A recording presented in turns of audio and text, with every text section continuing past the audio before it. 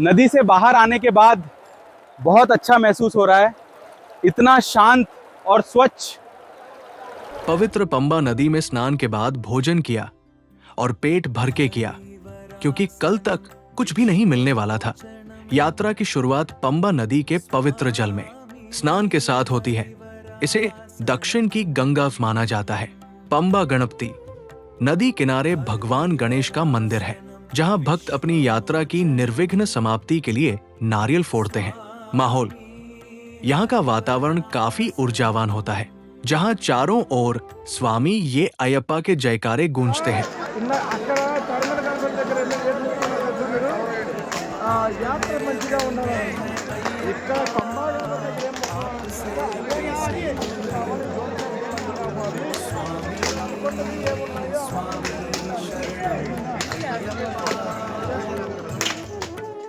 पंबा गणपति के मंदिर में नारियल फोड़ने के बाद हम सीधा अपचमेड़ू एवं नीलिमाला की चढ़ाई के लिए आगे बढ़े, जो कि ये भी एक कठिन चढ़ाई है, जहां पर शुरुआत में ही पंडालम राजा का मंदिर और अन्य कई सारे छोटे परंतु अति महत्वपूर्ण मंदिर भी इस रास्ते में आने लगे।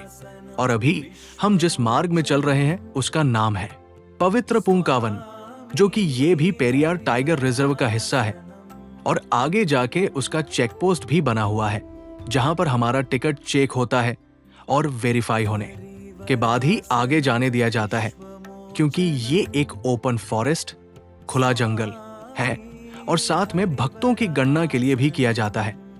और आप अब देख रहे कि अब जो नीलिमाला की चढ़ाई है वो चालू हो चुकी है और कुछ स्वामी लोग आराम कर रहे हैं तो कुछ आगे जा रहे हैं, ताकि दर्शन सुबह सुबह में हो जाए और जल्दी से अपनी आगे की यात्रा कर सके। तो ये भी हो सकता है, पर यहाँ पर एक बात का आप ध्यान दोगे तो यहाँ का जो वातावरण है वो काफी भक्तिमय है।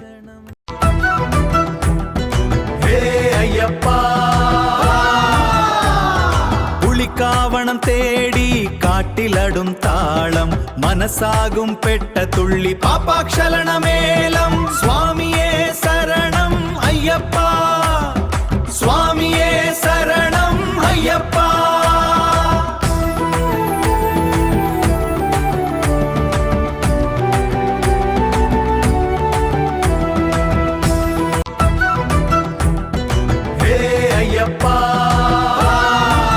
जैसे कि आप सामने देख सकते हैं कि नीलिमाला की चढ़ाई मार्ग अब चालू होती है। असली यात्रा तो चलिए चलते हैं। सरमकुथी और त्याग की महिमा सबरीमाला की पहाड़ियों पर चढ़ते हुए जब एक भक्त नीलिमलाई और अपाचेमेडु को पार करता है, तब वो पहुंचता है उस स्थान पर जिसे हम सरमकुथी कहते हैं। ये वो स्थान है जहां पहुंचकर वन का सन्नाटा भी स्वामी शरणम के जयकारों में बदल जाता है। मणिकंदन ने महिषी का वध कर दिया और उनका पृथ्वी पर आने का उद्देश्य पूर्ण हुआ। तब उन्होंने इसी स्थान पर अपने तीक्ष्ण बाणों और शस्त्रों का त्याग किया था। पहली बार आने वाले कन्नी अयप्पा यहाँ तीर गाड़कर ये शपथ लेते हैं कि वे भी अपने भीतर की बुराई, हिंसा और अहंकार को यही छोड़ रहे हैं। यहाँ आपको रुककर उस मिट्टी को नमन करना चाहिए। दृश्य अद्भुत होता है। चारों तरफ हजारों की संख्या में लकड़ी के तीर सराम्स गड़े होते हैं। ये परंपरा सदियों पुरानी है, क्योंकि यहाँ की हवाओं में आज भी उस महान युद्ध और विजय की ऊर्जा महसूस की जा सकती है। ये स्थान हमें सिखाता है कि भगवान के करीब जाने के लिए पहले अपने शस्त्र यानी अपने क्रोध को त्यागना अनिवार्य है।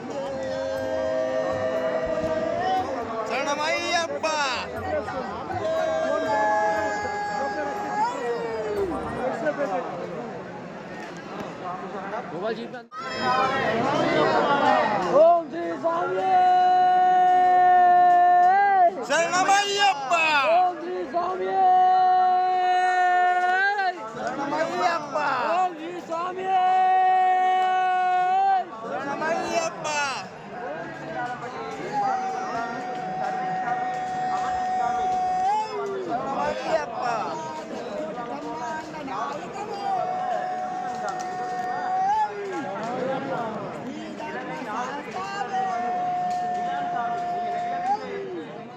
सरमकुथी से थोड़ा और आगे बढ़ने पर भक्त के सामने आती है वे जादुई 18 सीढ़ियां, जिन्हें पडिनेट्टम पड़ी कहा जाता है। ये केवल पत्थर या धातु की सीढ़ियां नहीं है, बल्कि ये मोक्ष का मार्ग है। यहां वॉइस ओवर में आपको विस्तार देना चाहिए कि क्यों केवल इरुमुडिकट्टू लेकर ही यहां चढ़ा जा सकता है। ये 18 सीढ़ियां हमारे जीवन के 18 पड़ावों को दर्शाती है। 5 इंद्रिया, 8 राग, काम, क्रोध, लोभ, मोह, मद, मात्सर्य, दंभ और असूया, 3 गुण, सत्व, रज, तम और अंत में विद्या और अविद्या।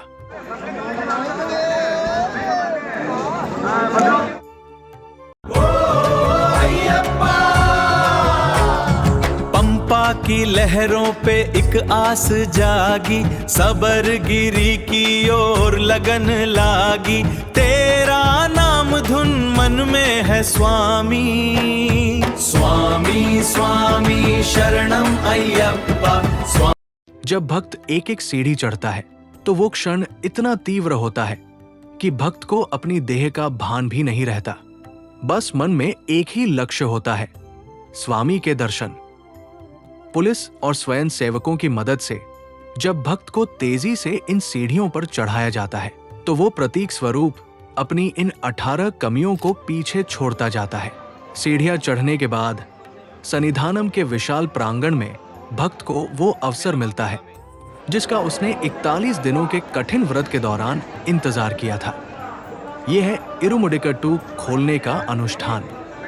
आप कल्पना कीजिए, एक भक्त जमीन पर बैठा है, पसीने से तरबतर लेकिन आंखों में चमक है। जब वो अपनी रेशमी पोटली की गांठ खोलता है तो वो वास्तव में अपने हृदय की गांठ खोल रहा होता है। सबसे पहले मुनमुडी यानी आगे का हिस्सा खोला जाता है। यहाँ से निकलता है वो पवित्र मुद्रा, नारियल। इस नारियल को घर पर बड़ी सावधानी से तैयार किया गया था। इसकी तीसरी आग को खोलकर उसके भीतर शुद्ध गाय का घी भरा गया था।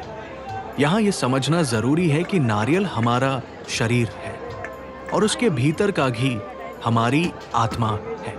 जैसे ही नारियल फोड़ा जाता है वो प्रतीक है कि मेरा शरीर नश्वर है और इसके भीतर की पवित्र आत्मा अब भगवान में मिलने को तैयार है। उस घी को एक बर्तन में इकट्ठा करना और उसकी सुगंध को महसूस करना एक भक्त के लिए परमानंद की स्थिति होती है। अब बात करते हैं नेयाभिषेकम और तत्वमसी की गूंज। अब वो समय आता है जब भक्त उस घी को लेकर गर्भगृह की ओर बढ़ता है। इसे नेयाभिषेकम कहते हैं। ये सबरीमाला का सबसे मुख्य संस्कार है। जब पुजारी भक्त द्वारा लाए गए घी से भगवान अयप्पा के विग्रह का अभिषेक करते हैं तो वो दृश्य देखने लायक होता है। घी की धारा भगवान के शरीर से होते हुए गिरती है, जो इस बात का प्रमाण है कि जीवात्मा और परमात्मा एक हो गए हैं। मंदिर के ऊपर बड़े अक्षरों में लिखा है तत्वमसी, यानी तुम ही वो हो। ये शब्द भक्त को याद दिलाता है कि जिस भगवान को तुम इतनी दूर पहाड़ों में ढूंढने आए हो वो तुम्हारे ही भीतर है। प्रसाद और विदाई का भाव दर्शन के उपरांत भक्त पिनमुड़ी, पोटली का पिछला हिस्सा में लाए गए चावल और चढ़ावे को समर्पित करते हैं। इसके बाद बारी आती है उस प्रसाद की जिसकी चर्चा पूरी दुनिया में है, अरवन पायसम और अप्पम। अरवन पायसम की खुशबू सन्निधानम की गलियों में तैरती रहती है। गुड़, घी और चावल के इस गाढ़े मिश्रण को ग्रहण करना किसी औषधि को ग्रहण जैसा है। इसके अलावा वो नारियल जो फोड़ा गया था उसके टुकड़े और अभिषेक किया हुआ थोड़ा सा घी भक्त अपने साथ वापस घर ले जाते हैं। ये घी केवल खाद्य पदार्थ नहीं बल्कि एक सुरक्षा कवच माना जाता है।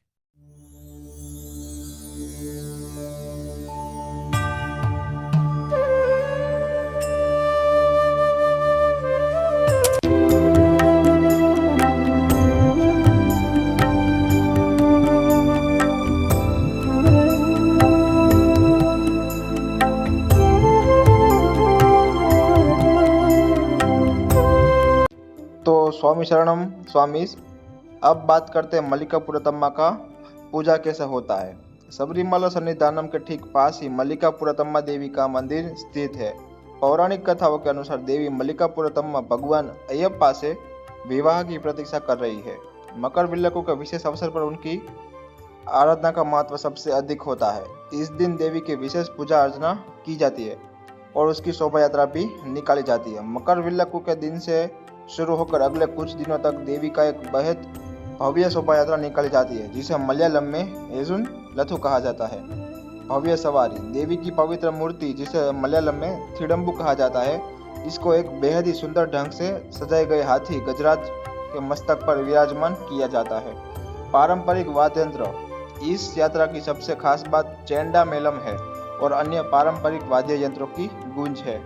ढोल की ताल से पूरा पहाड़ इस भक्ति के रंग में रंग जाता है। यात्रा का मार्ग, ये शोभा यात्रा मल्लिकापुरतम्मा मंदिर से निकलकर भगवान अयप्पा की पडिनट्टम पड़ी 18 पवित्र सीढ़ियों से तक जाती है।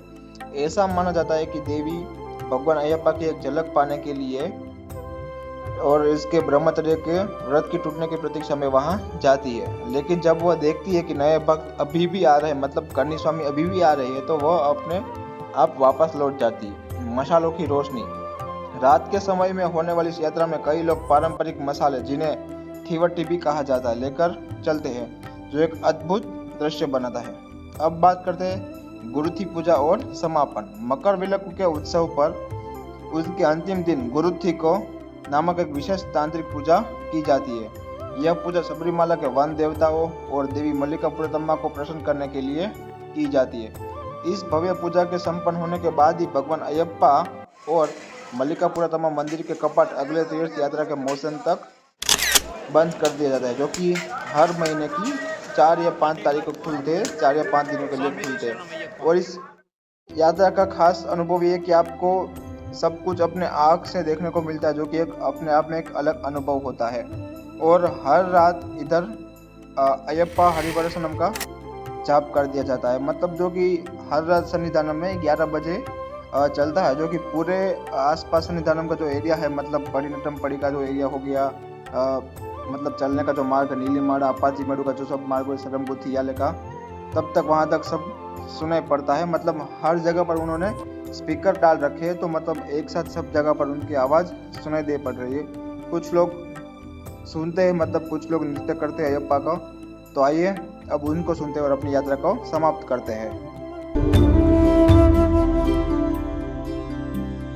हरिवरासनं विश्वमोचनं स्वामी अयप्पा, आप मेरे दिल में हैं अयप्पा, आपसे कैसी दूरी।